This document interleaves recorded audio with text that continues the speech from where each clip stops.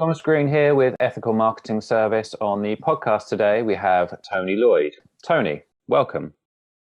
It's an honor to be here, Thomas. Thanks for having me. It is my pleasure.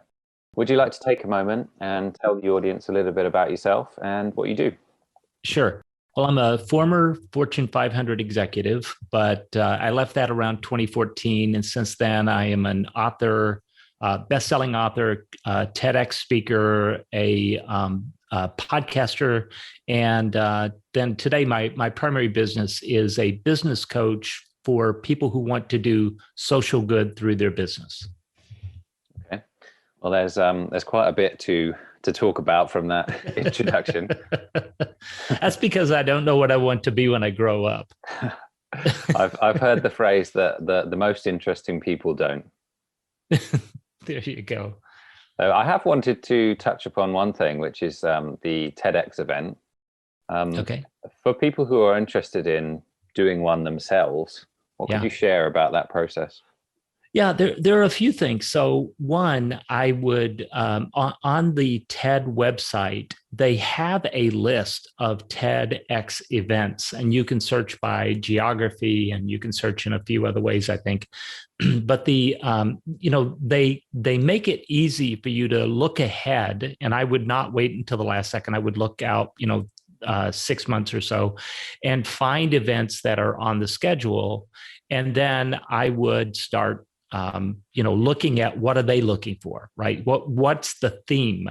And every TEDx event usually has a theme. And so begin to think about, how do I connect to that theme?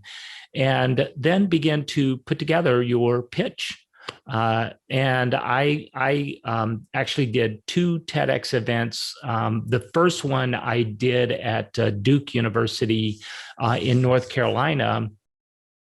And I did not know that I was about to do another one. But after that event, then at Drake University, they had a speaker who canceled on them. So they reached out to their network, and the people at Duke said, "Hey, Tony did a great job. He doesn't live that far from you. You should invite him in." And so with like less than 3 weeks notice, they said, "Hey, would you mind doing another TEDx talk?"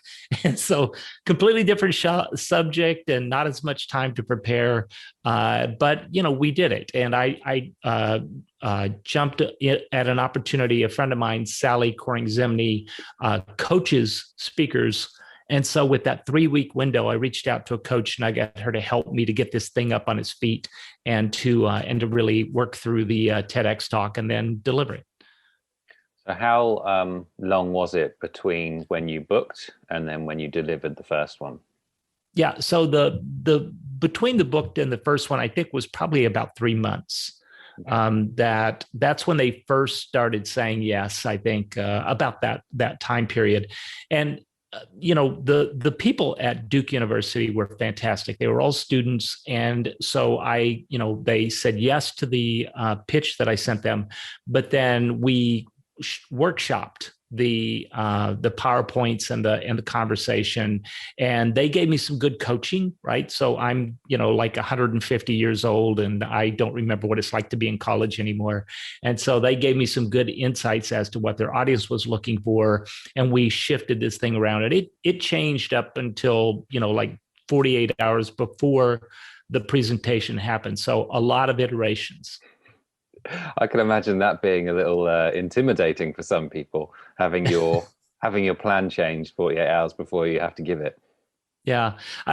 Generally it was locked in, but there were some tweaks that came at the very last second that obviously continued to improve upon the product. So, just like sitting here talking to you, Thomas, it's not about me, right? It's not even about you. It's really about your listeners.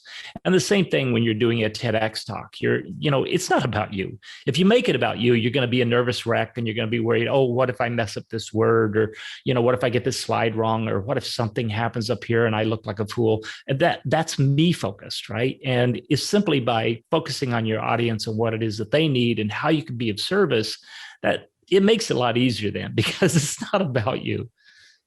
That's a great principle in general to share of being in a group, isn't it? Anyway, it is. So you're ready and you're prepared and you've got your slides. What's going through your mind just before you're about to either go on or they're about to start recording? Yeah. Well, at the one at Duke University, I literally took I probably should lose that word literally, but I did literally take a yellow legal pad, and I just took a pen and I just sat there in the backstage and I just wrote what I was going to say on stage, because it was in my head and I had it up on my feet, and I'd done it a lot of different ways, but this was one more way I hadn't done it. So I just sat in the back, in the, green room, if you will, and just took that yellow legal notepad and I just wrote out what I was about to say, because it gave me one more way to express this, and it helped to just embed that into my body. And so that was really what I was doing right before I went on. And then I just took the chance then to stand in the wings and to watch some of the other brilliant speakers, because, I wasn't there alone, and there were just some amazing people who went on before me. Now, one could stand in the wings and watch that and become intimidated because they were brilliant. But their bright candle doesn't dim my bright candle in any way. It's just we can all be brilliant in some way. So, are you happy with the final delivery? Were you happy or relieved maybe when you stopped and then when was the last time you watched it back, and were you happy with it? Well, we just passed the 3-year anniversary of that particular TEDx talk. And so, yeah, I was very happy. I can always do better, right? So there's a saying, and I don't know exactly who said it, but they said, if I'd had more time, I would have said less, right? I would have written less. And so I think, if I'd had more time, even though I had 3 months and I worked on it, these things incubate over time. And if I were giving that TEDx talk today, I know some ways in which I would do better. But the goal isn't perfection. The goal is excellence.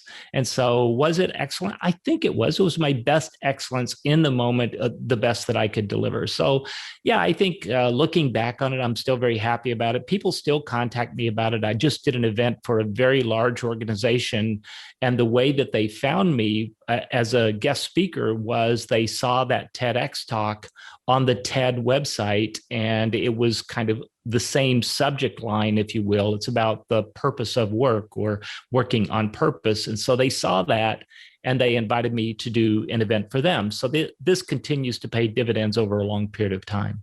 Mm. And correct me if I'm wrong, because we rearranged our conversation, and I watched it before our last one, but I haven't watched it in a little bit. It's about having a social cause as a priority. Is that right? Yes. Yeah. So it's really about the purpose of work. So, you and I, we spend 2/3 of our waking hours, we spend 2/3 of our life either asleep or at work. And so if we want to live a life of purpose and meaning, then we have to find a way to bring meaning to that work time, because we're not going to bring meaning to our sleep time. So the way you spend your time is the way you spend your life. And so if you want to live a life of meaning and purpose, then you have to find a way to bring meaning and purpose to your work. And work is a bizarre thing that we do. Sometimes we get in our car and we drive to our job, and we have meetings where we talk about what kind of meetings we need. And, we sit on committees that decide what kind of committees we need. And it's just a very bizarre thing that we do sometimes. But in the end, you can either find meaning within your work, right? There are people who today say, I'm a janitor, so that's not very meaningful. But in an age of COVID-19, that's a very meaningful work, that if you're providing hygiene and sanitation to people, you can seek a new position where you find more meaning. And so you may be in the marketing department, but is there a way for you to have a marketing campaign that has purpose and meaning to you? And then you could start something that has purpose and meaning. And so I talk about 4 different people who went off and launched something that had purpose and meaning in life, and that they make $1 and a difference. They make money, but the money is in service to a mission. So that's another way that we could do it. Mm-hmm.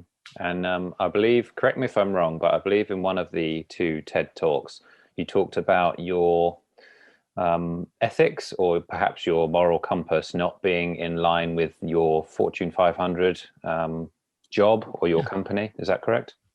Yeah, I think that, and I've kind of, since that time, I've sort of broken this down into sort of three components, if you will, that in everyone's life, they have this sort of, first of all, this moment of mortality, right? This moment where you go, you know what? I'm not going to live forever.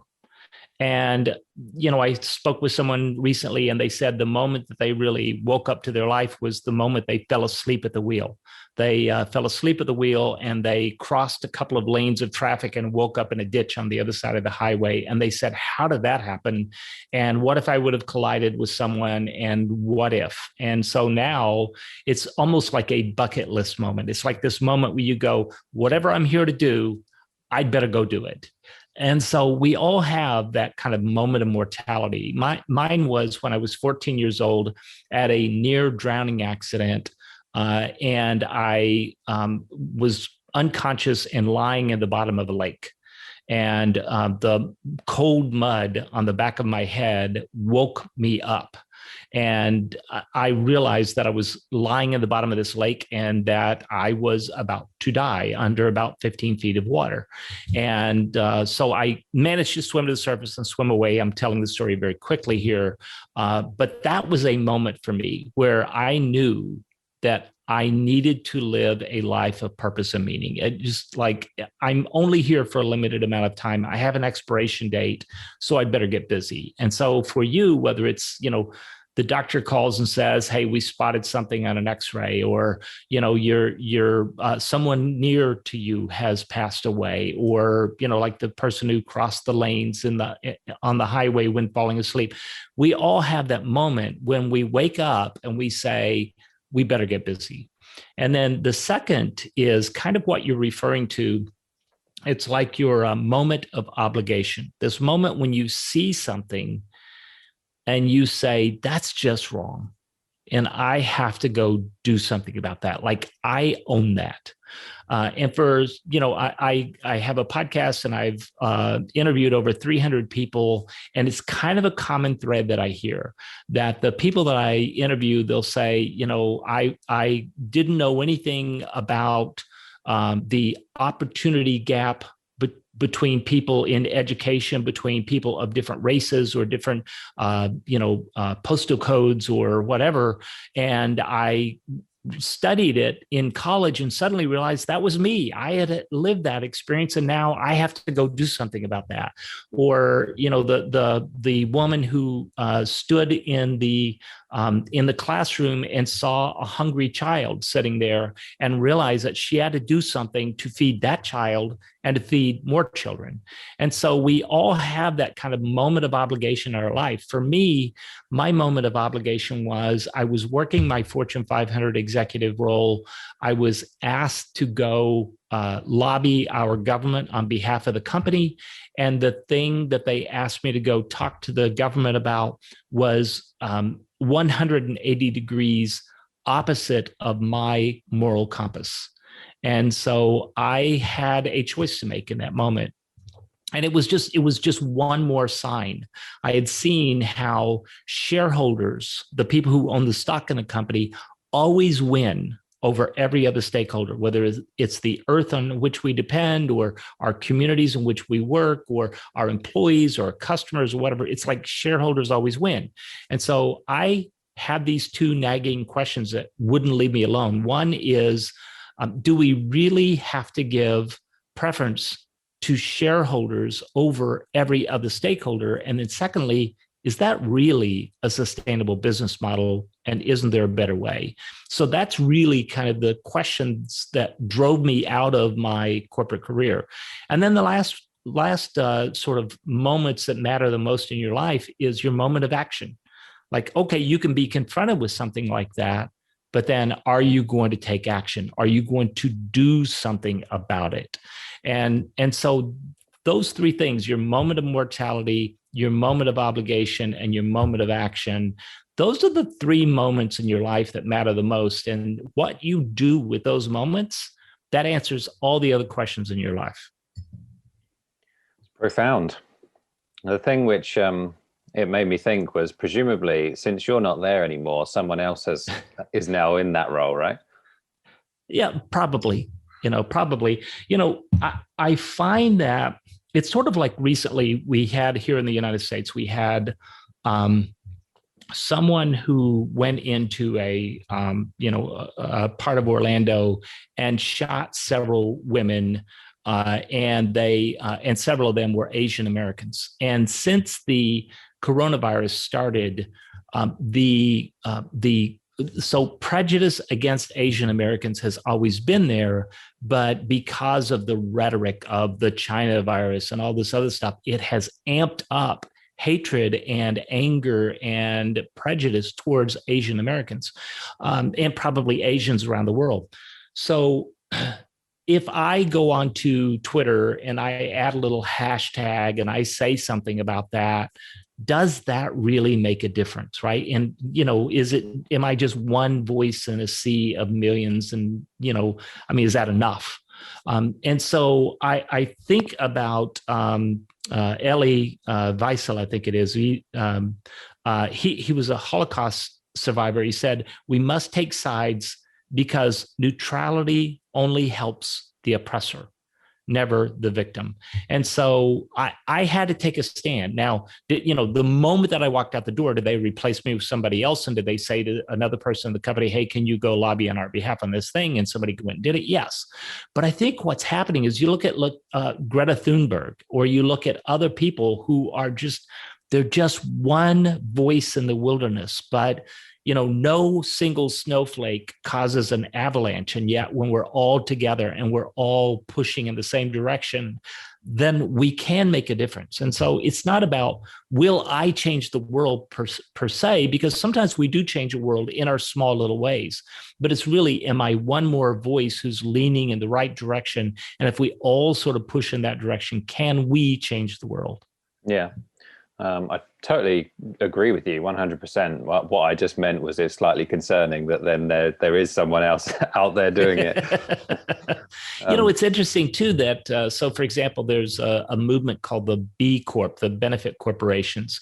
And it's like once somebody within an industry becomes a benefit corporation and they get that certification as a B Corp, then it puts pressure on all the other players with that industry to say, okay, I have a choice between product A and product B, but I know that product B over here, they pay their employees a living wage. They have a sustainability plan. They are reducing their carbon footprint. They are kind to their supply chain. They, like all these things are happening. And I know that because they're certified. So what are you going to do about that? And so, it does make a difference when a business person makes a stand and says, this is what I stand for. And then it sort of puts pressure on everyone else to say, okay, do you stand for that or not? And honestly, people want to be that, we're tired of being sold to. And you know this. I mean, you're all about ethical marketing, right? So I'm sort of preaching to the choir here, but the people are tired of being sold to, but they want to join a movement. And when you put out a manifesto and say, this is what I believe, this is what I stand for, this is my stand in the world, then you will attract a tribe to that. And there will be people who reject you for it, and there will be people who love you for it. So make a stand, absolutely. To what degree is your business development coaching? How much does that revolve around what we've talked about? So it's the social cause. Right. It's 100%. So what happens is I have a podcast called Social Entrepreneur. I have a book called Crazy Good Advice, 10 Lessons Learned from 150 Leading Social Entrepreneurs. Those are sort of funnels where people find me, they learn about me. And then I offer a 25-minute strategy call. And when people come in and they go in, they fill out a form before they come into the strategy call. So first of all, they're probably one of those people who is leaning towards a social good business. And then within the application form, I ask some questions about that, like what is that cause and how are you trying to do that? And then once they come in that 25-minute strategy call, I do that free of charge. And then once they come in and we have the strategy call, we make a decision. Are they the right client for me? Am I the right coach for them? And it's that alignment between purpose and profit that's the place where we really align. So if someone was watching this right now and they're like, I really like what Tony's saying, but there's so many problems in the world. Yeah. Like how do I determine what social cause that I should go with? Yeah. First of all, what breaks your heart, right? So what's the thing that you can't not, to use a double negative, can't not do something about, right? That one thing that just calls to you that says, this is mine and I own it. And then second of all, what's your unique skill set? What's the thing that you bring to the table? In your case, Thomas, you have this, marketing skill set and Google ads and all those kinds of things. And so you have a unique set of skills that you bring to the table. Everyone has something like that. So then, it goes back to what's my vision, what's my values. And, really I start with, who do you serve? What is their problem? How do you solve the problem? How do you make money from that? And then what's your greater impact? What's the thing that you're doing to make a larger impact into the world? And that's the place that it all starts. Mm. Do you see any sort of self-interest for those that aren't that way inclined? So let's say I'm not a particularly charitable person. So this right. Really resonating with me. Is there any self-interest in philanthropy and a social cause? It's interesting because when I speak to people in the UK in particular, we often talk about social enterprises as if they are fancy charities, right? But that's not always the cause. So let me just give you one example. There's a person named Sebastian Saju. He is from Argentina, and he was bothered by unrecyclable plastic. So you get a bag of crisps and the bag is made from laminate plastic. So there's multiple layers of plastic. And if you try to recycle that, well, they can't because it's born unrecyclable because of these multiple layers of different kinds of blended plastics. So he saw this of these different kinds of bags and things, this laminate plastic, and he said, what could be done with that? So he went through a long period of investigation. He did lots of research. He did lots of interviews with lots of people in different industries. He started figuring out that there was this idea to grind up that laminate plastic to turn it into what he calls smart gravel. So it's gravel made from plastic. So instead of mineral gravel, people can use this smart gravel and put it into construction projects. So he's not just selling, a handful of these at a time. He's selling these a truck full at a time. And so the people in the construction industry value this smart gravel because one, it's lighter, so it's easier to transport, costs less. It also can be made locally. Then two, it has better thermal insulation properties than mineral gravel. Three, it has better sound insulation properties than mineral gravel. And so it's highly valued by the construction industry. So the more of that plastic he takes out of the waste stream and the more he sells, the greater the impact he has. And this is strictly a for-profit business. So there is a social mission, and yet it is a straightforward commercial enterprise with investors and venture capital and the whole thing. So it doesn't have to be just a fancy charity, right? So there are lots of models where people add job training, right? And sometimes you need philanthropic capital in order to make that job training happen, in order to make the impact happen. And yet there are lots and lots of examples of people who are out there with a straight for-profit business model, and yet they are, it's money for a mission, profit for a purpose, that kind of thing. I've also seen some businesses where they've actually been able to get supplies for certain products for completely free, because just simply due to the fact that they're, as you say, not recyclable, it's just being thrown away essentially, and they've created businesses from that. Have you seen any examples of that? Absolutely. There's a young man named oh gosh, Tom Osborne, and he now has a second enterprise that he has launched called the Shamiri Institute, and it's about mental health in low income countries using lay providers. But his first venture was called Green Char, and they've since changed their name. But what they were doing was they were taking sugarcane waste and they were turning it into a green charcoal kind of offering. It was lower odor, it was lower smoke, it was reducing the smoke load inside of these homes in Kenya where he grew up. And, so he was actually just going to the dump of where they were throwing away this sugarcane, waste. And he was just backing a pickup in there and filling it full of it and driving off with it. People are like, thanks for taking that away. So yeah, you're right. There are, examples like that. And we could probably name some more, but I'm drawing a blank right now. Well, I can't remember the specific business, but the massive banners that go up, forget what they're called. Someone actually went on Shark Tank and they'd created a business. I think it was creating clothes, but I might be fudging the details a little bit there. And they literally were just going around collecting what was essentially rubbish and turning it into a business. So there's plenty of examples of people doing well from what is essentially a positive thing.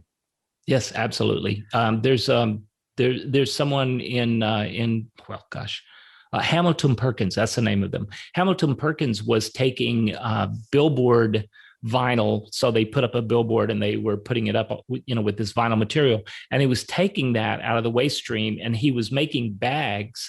And the bags were made from like a recycled plastic material. And then he was lining them with these little sort of cuttings from old billboards.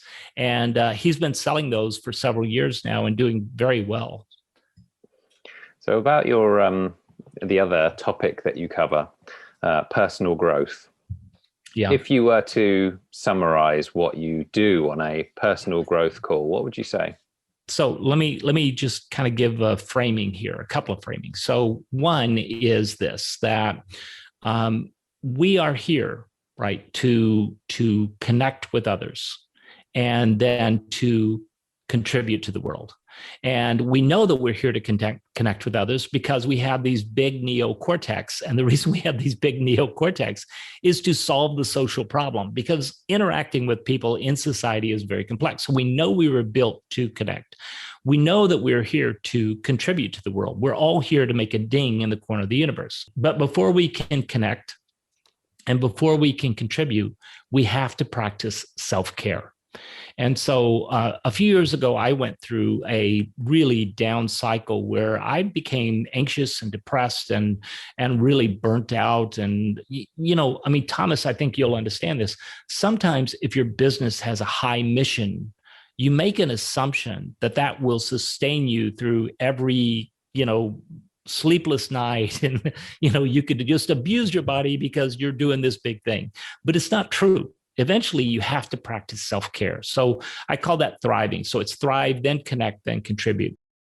And so I built a questionnaire, an assessment where people can measure themselves in 10 areas of well-being, if you will. So physical, mental, social, intellectual, those are sort of your thriving pieces, and then your relationship pieces. So your family, your significant other or spouse, your community, how are you doing in relationships?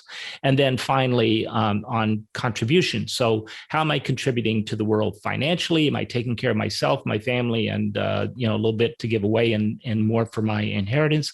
How am I doing vocationally with my job? How am I doing avocationally? So with my hobbies, my causes.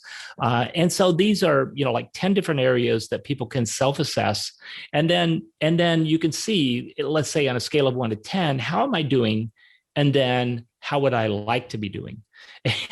And you can't always be a 10 in every area all the time. You would be exhausted. So sometimes you have to have a season. right? Sometimes you have to say, you know what, my physical health has been suffering for a long time. I haven't paid attention to that. I need to pay attention to that. Or, you might say, my business has been suffering because I've been doing too much partying over here. So it's time for me to go over here and start working in that area.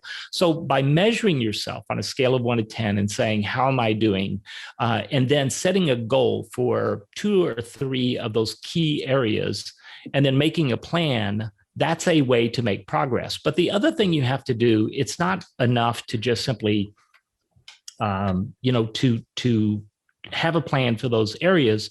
You also have to think about the ecosystem in which you are thriving, because that will make a big difference.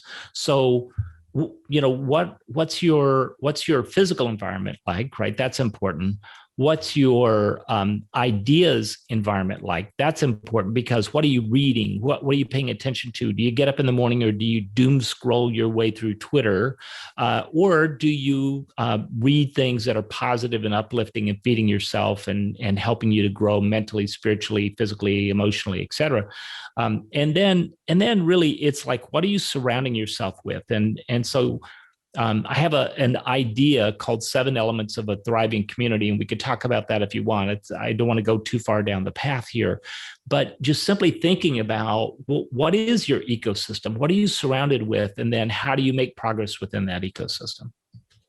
So I have to ask, when was the last time you took your assessment, and how did it go?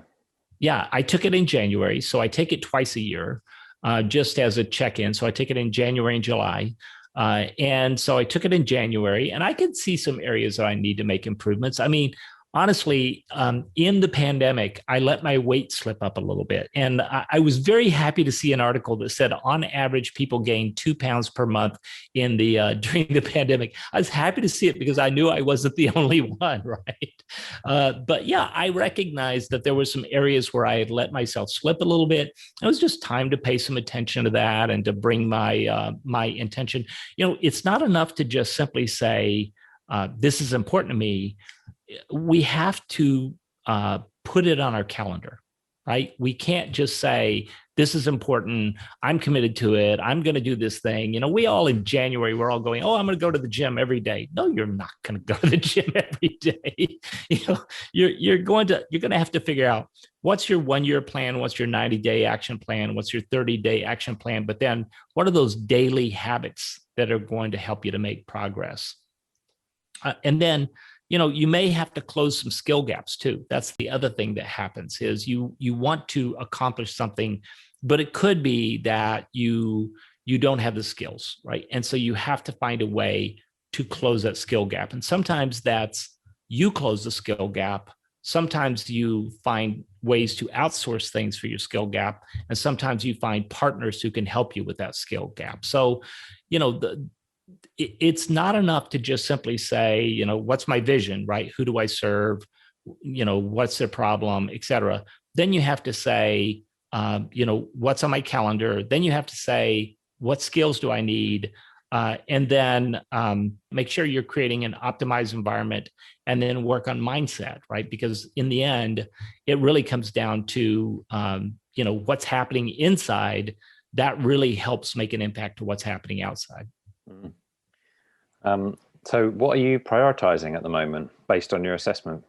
Yeah, I have, and I'm going to use this term loosely, right? So I have a spiritual practice that I've taken up. And so for many people, spiritual looks like a certain, I go to church every Sunday and I read a scripture, or I go to the mosque or whatever. My spiritual practice really has more to do with being in nature, meditation, mindfulness, a little bit of yoga, that kind of stuff. And so that's really been coming into 2021, that's been my particular set of practices. And how's that going? It's going well. I'm very fortunate that where I live, right behind my house, is a little nature preserve back there. And so all I have to do is put on my shoes and walk out the door and walk back there, and boom, instant nature. And where I live here, I'm in Minnesota, and where I live, there are deer that are really thick this year. So lots and lots of deer, wild turkeys, fox, coyotes are out there. And so, just a lot of wildlife that are out there. In fact, I was out for a run a few days ago, and I was running along a lake, and there was an eagle that came, and the eagle came just above the water. And because the wind was blowing against the eagle, he just sort of hovered above the water. And he was maybe 20 meters out from me. I could have, I said to my wife, he was 20 meters away. I could have reached out and touched him. She goes, could you though? No, I probably could not, but it felt that close, right? He was just right there. And I had to just stop mid-run and just stand there and look at this eagle flying above the water and just be present with that majesty. And, it does something to you. Do you think your appreciation for that type of thing, being in nature, and is based on the career?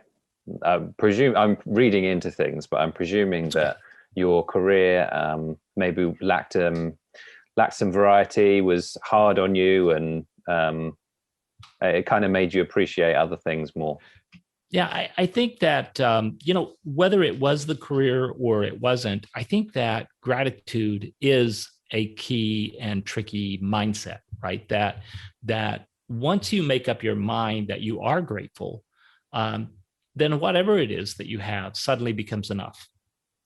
And so I think that, yes, I appreciate the ability to not be in an office or a cubicle, and that I have choices in my life. But all of that is privilege, right? So I do see and recognize and acknowledge my privilege. And yet I grew up in Arkansas. And if you know anything about the United States, it's one of the poorer states of the United States. And so I grew up under very humble circumstances. And we didn't have a lot, and yet I've always had an appreciation of nature and the natural setting. So I think that's a key, is whether you have access to a flower growing through a crack in a sidewalk, or you have access to a nature preserve and an eagle flying over a lake, to see and acknowledge and appreciate what it is that you have. I think that's key for all of us. Mm. And just briefly coming back to the career, what would you say are some of the best things that you learned from your experience in Fortune 500 leadership position? Wow, that's a good question. I think that together is better. I think that's one of the first things that I learned. I had this solo consulting career for a lot of years going up until I joined a Fortune 500 company, and then they recruited me in. And one of the smartest, and it wasn't by accident, it wasn't brilliant, but it was just, it turned out to be a brilliant move, was I gathered together people who worked for the company I was working for at the time, who had similar roles around the world. And we just brought them together to talk about what is it that we are commonly struggling with. And in that meeting, we had people who had been in their roles for 10 years or 15 years, that they were senior in their roles. And yet the first thing I saw was they were walking around the room, introducing themselves to one another because they'd never met. And so I think once we came together as that group, then what we did was we said, what are our common needs? And it goes right back to the way that you develop a company, right? Who do you serve? What is their problem? How do you solve that problem? How do you make money from that? And then how do you make a greater impact? So from that first meeting, we eventually launched an entrepreneurial project called John Deere University. So I was working for John Deere at the time. And so John Deere is an agriculture construction equipment company around the world, OEM manufacturer, just brilliant company, great people, very innovative. And in that first meeting, we sort of laid the groundwork that eventually became this entrepreneurial project that really made a huge impact in the company, made a huge impact in the lives of the people who participated, made a huge impact to the people we served. And so none of that would have happened if I tried to say, I'm going to go do this thing, because I'm this voice in the wilderness, right? So sometimes I think one of the most brilliant things you can do inside of a company is do it together. And sometimes that is very hard. And sometimes you have to bring along people who don't want to be brought along. But eventually, we all get to the same place, and we're all smarter together, right? Definitely. Can I ask you what your social causes are, your main ones at the moment, other than, of course, the business itself, which is arguably, have tons of impact based on everyone you reach. Right. So, there's a couple of things. So one, I personally care about climate reality, right? Not just climate change, but just let's have a real conversation about what's happening with the environment. And the COVID-19 is a zootropic disease. It is from man's encroachment into nature. That is really what's happening here, and where that came from. So it's just one more sign from the earth saying, hello, I'm telling you, this is not healthy and sustainable. So I'm not that interested in going back to normal, because normal wasn't sustainable. And so personally, I care a lot about how do we have a greater, greener environmental impact, and how do we grow sustainably? But what I also recognize is the people who have been damaged the most are people who don't always look like me. And so I was born, even though I was born in humble circumstances, I also was born, in a line of privilege, if you will, that I had these growth opportunities that were availed to me simply because of what I look like, and my zip code and all that. So I had opportunities that not everybody does. And so if you go here in the United States, if you go within just a few kilometers of any environmental dump, you will find a lot of Black and brown folks. And so I care deeply about not just coming out of this in a more sustainable way, but a sustainable and inclusive way, so that we bring along everybody, and that those that suffered the most from our previous behavior have the greatest opportunities to come out of this on the other side. So, those are the kinds of things that I care about. On my podcast, I say we tell positive stories from underrepresented voices focused on solutions. And so positive stories, it's because you can go anywhere and find a tragic story. I mean, open up your browser and you're going to find a tragic story. So we tell positive stories from underrepresented voices. And so we tell stories from women entrepreneurs, Black, Indigenous, people of color. We tell stories from LGBTQ leaders, people who don't always get the spotlight, and then focused on solutions. So it's not enough to come on and to complain about all the things that are going on in the world and isn't that tragic. Then we want to do something about it. So we want to focus on people who have not just, they recognize that there's a problem, and we do talk about the problem, but then what do you do about it? And so they come on and talk about their solutions. Have you got a favorite conversation in particular, or one that stands out for you? They're all great. I mentioned Tom Osborne a second ago in his Shamiri Institute. He's been on twice now, and I just really enjoy him. He started when he was like 17 years old, and then he started this company. Eventually, he spun this company off. It's a whole new company today, and he ended up going to Harvard University. He's coming out of the backside of that. He's starting another venture. So from Kenya, from rural Kenya and poor circumstances, all the way up through what he's doing today, and yet he's still working to make an impact in the same communities that he left behind. But there are so many. I think two that come to mind, if you don't mind. I'll tell these very quickly. One is Emily Hunt Turner, and she has here in Minneapolis, St. Paul. She has a grilled cheese sandwich shop. And so you can go to this restaurant and get a grilled cheese sandwich. And it's not just grilled cheese. Then they have variations on a theme, right? So they'll have grilled cheese with jerk chicken, or they'll have, a vegetarian cheese. So they have, like all these variations on a theme of a grilled cheese sandwich. So it's an amazing shop. And the cooks have these creative ideas, and they come up with all these great recipes and formulas and ways of, making grilled cheese. But here's why there's a social impact. It's because she has a culinary institute that trains people who are leaving prison or jail. And so people who were formerly incarcerated, they come out, they have to have a job, they have to have housing. So she helps them to get trained in culinary skills. She employs them in the restaurant. They in turn then contribute these amazing ideas. And it's called All Square. That's what it's called, the name of this. So she's like, well, you're all square with society, you're all square with us. And so they serve these all square sandwiches.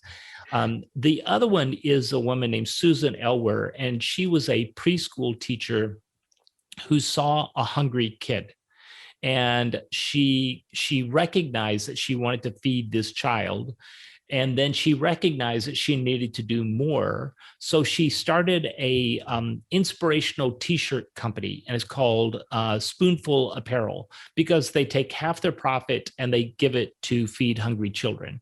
And so they are a straight up cool T-shirt company. If you want a T-shirt with an inspirational slogan on it, you can go to Spoonful Apparel and you can find it. And yet, not only are you getting something that you'd be very happy and proud to wear around, but you're also supporting hungry kids. So there are all these stories, that are people, whether they, like I mentioned, Sebastian Saju earlier, who had ArcLight, who takes unrecyclable plastic. So he makes an impact by what he sells. Susan Elwer with Spoonful Apparel, she makes an impact by what she shares. Emily Hunt Turner with All Square, she makes an impact by how she staffs. And then also people can make an impact by how they source, whether they're buying from, smallholder farmers at fair market prices or whatever, all these different ways that people can make an impact with their businesses. It's a great summary. So thank you for all that. You're welcome. You do have a section on your website about discovering your values. Do you mind talking a little bit about, presumably, again, correct me if I'm wrong, doing a bit on your values helps with you determining, let's say, coaching clients, because it allows you to see what it is that is important to them. But if someone hadn't done anything regarding their values, how would you explain it to them? Yeah, I think that, I have a coaching path, if you will.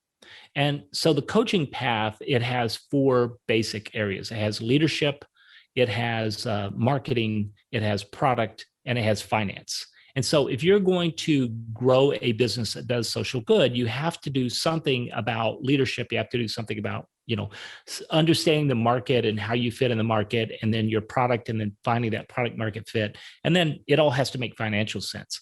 So step number 1 at the beginning of it all is understanding your vision and your values. And so, I would put it slightly differently than you did. It's not, are these the right fit for me? It's that we all have a different set of values. And so if I'm going to build a foundation, it's sort of like when the rocket is sitting on the platform and getting ready to take off. If it's off by just half a degree, it's going to make a massive difference in where that rocket goes. And so understanding that platform, that foundation, that base, it really begins with what is your vision and your values. And so that's the beginning of the adventure. So what we do is we just actually ask them to do kind of force ranking in different areas of different kinds of values. And so you get to choose, you get to say, well, this one is more important than that, and that one's more important than that. At the end, we ask you to try to find, 5 core values that just absolutely drive everything that you do. And by doing that, what I have found from in my corporate career when I was a leadership development leader, and then today when I'm working coaching in business, is the best leaders know themselves the best. And so starting with your vision, your values, it tells you, where am I going from here? Would you mind sharing a bit about what your values are? I think that for me, authenticity is number 1, because it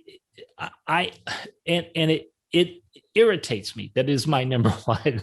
When I was a little kid, I found out that if I could tell a lie, that sometimes people liked me better. and that I would impress my peers by saying something that wasn't quite true.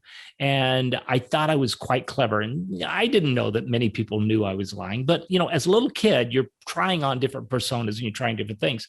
But honestly, that kind of disingenuous conversations and being disingenuous, it sort of creeped its way into my life. And I came to this point in my life where I had to say, am I really being authentic? And how powerful would it be if I told the truth and always told the truth? And if I was always transparent, and if I just simply said, this is who I am and what I stand for. And it really transformed my life. And I went through some personal experiments that led to that, but I won't bore you with all that. But it became my core value. And then gratitude is a second of my core values. So knowing that what I have is enough when I am grateful for the things that I have. And then I call this conscious business. So being awake as a business. A few years ago here in the United States, the Supreme Court ruled that for the purpose of donating money, that businesses are people. And so that to me is one of the most bizarre concepts on earth. And yet, if you think about it, that businesses are stumbling about the earth, consuming resources as if we are blind giants. And so if businesses are in fact people, as the Supreme Court has declared here in the United States, then we better grow a conscience fast. We better become aware of our impact in the world. So that's my third primary value, is about conscious business, about how do we show up in a way that is so different than the way business has been done in the past, that we understand our impact, that we are businesses with empathy, that we are seeking to serve. And so those are my top three. Well, from looking at your work, I think you're doing a good job of having that conversation. Oh, well, you're very kind to say so. I was going to say, your value, just to touch on my own just briefly, is that I did a similar exercise. And I'm very self-development orientated. So I had all these things in there, like productivity and everything like that. But when it got right down to it, my number one was always ethics, because if you don't have that first and foremost, then all of the other things can be, you can compromise your principles if you don't have that first. So I think there's probably a lot of common ground there. Right. So maybe you could start something like an ethical marketing company. Wouldn't that be interesting? It would be interesting. Yeah. And maybe I can have people on the podcast who I share values with. There you go. So can I ask what your goals are, just lastly? Yeah, for me, it's really, I have, and I won't state them out loud, but I have some revenue goals for my company. And that is something that, it's kind of like revenue sort of drifted in to my company, because people would find me on the podcast, or they'd find me through the book, or they'd find something, and then they would begin to come in. But I never really consciously had a funnel.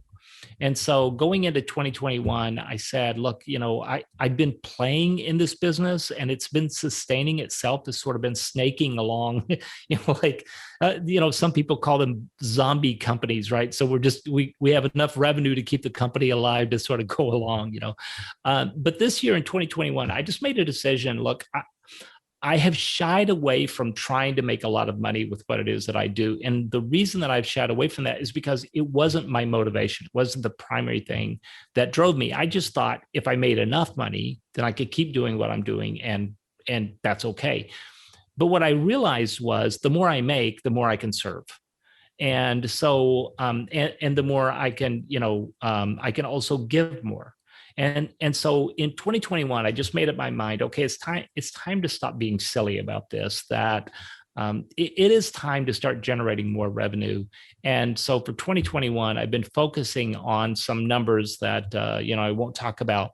And it's not about those numbers, though. It's about, if then. If I make this revenue goal, then I can do this other thing that helps me to do more impact. And then if I can do that, then that's going to drive the revenue that helps me to have more impact. So that's really been my goal for 2021. It's not something I talk about a lot publicly because, I mean, it's money. Who wants to talk about money, right? But I also have to admit that I had to become a grown up about my own business. I had just sort of like let it drift along as it was, and then not paying that much attention to it. It was enough, but it was time for me to grow up and to really run the business. Well, when you do have sort of a goal and there's a purpose behind that goal with your business, it can refresh things a little bit, can't it? So it can. Makes it a little bit, almost gives you a new lease of life for your business in a way. It can. So just one more thing, if you don't mind. Sure. I've noticed that you're incredibly busy, productive around the podcast. What would you call it? Environment, perhaps. What are do you have a philosophy around that? Because I think people who perhaps want to get into podcasting or something don't perhaps know how much work is required. And I think you're a good example of someone who's super busy doing that stuff. Yeah, I think one of the things is find a mentor when it comes to podcasting, and I could point you to several mentors, people who are good at this. But the things that help me in business have helped me with podcasting. So having systems, having processes, having standards. So I have many people use Evernote or other kinds of note-keeping apps. I use Google Keep. I like Google Keep quite a bit. And so if somebody, writes to me, I get between 3 and 5 guest requests per day. I have people who pitch me 3 to 5 times per day. And so I just have a little Google Keep note that I keep open on the side. And so I'll just copy and paste either yes, this seems interesting. Here are the 3 steps it takes for you to be on the podcast. And those 3 steps are, they start with filling out an application form, and then they schedule it. And then there's some notes that I have for them that are standard to help them to understand the flow of the show and the questions I might be asking and how things might go, and some hints about keeping the dog out of the supper room, having a better microphone, those kinds of things. So that's for people I say yes to. And for people I say no to, I have a couple of different versions of just saying no, depending on why I'm saying no. Sometimes I say no because it's just not fitting into our editorial calendar at this time.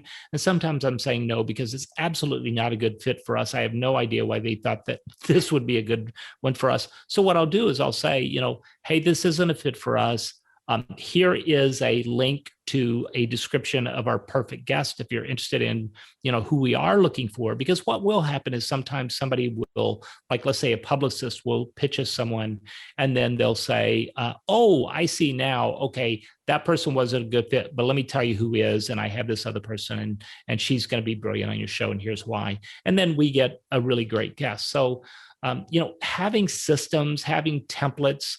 There is a place on my website, as I mentioned, if you go to tonyloyd.com, and my last name is spelled with 1 L, tonyloyd.com/guest, then there's an absolute description of who we're looking for. And then there's a process for contacting us and how you could be our guest. So I try to have everything in a template. I also recently, I don't know if you've seen this tool called Descript. I've just recently started using this tool called Descript. And what it is a AI kind of tool that it creates a transcript of your conversation. It will identify who the speakers are. It'll say, here's speaker 1, speaker 2, speaker 3. Who are these people? So you tell it, and then it'll label everybody's, stuff. It does a fairly good job of transcription. It's not perfect. But the one thing that I really love about it is you can visually see the document. And let's just say that you go, boy, I wish I would have asked that question earlier in the conversation. You can highlight the text, cut, go up earlier, paste, and it will move the audio with it. And so it has saved me so much time. The other thing it does, it goes through, and you can tell that I use a lot of filler words. I use a lot of where I'll half start a sentence and then I'll go off and I'll say something silly before I start going. you can just highlight those words and delete them, or you can actually ask it to search for filler words and it'll go find them. I don't have an affiliate link with Descript. I don't even know if they have an affiliate program. It's just a new tool that I've been using that's helping me to be much more efficient. So I want to give a little shout out to them. Sounds and good. So it's all about the templates and the tools and having a process that you follow every time. And but the number one thing, and Thomas, you know this, is just do the work. Just start. If you'll start, you can make a lot of progress. Well, thank you for all the value you've given us today. Thanks for having me. It's an honor to be here. Tony Loyd, where is the best place for people to find you? Yeah. So TonyLoyd.com, TonyLoyd with one L, TonyLoyd.com is a primary place. I also have my coaching business over at cultureshift.com, CULTURESHIFT.com. Okay. Well, thank you very much again. And I'll speak to you soon, Tony. Thanks, Thomas.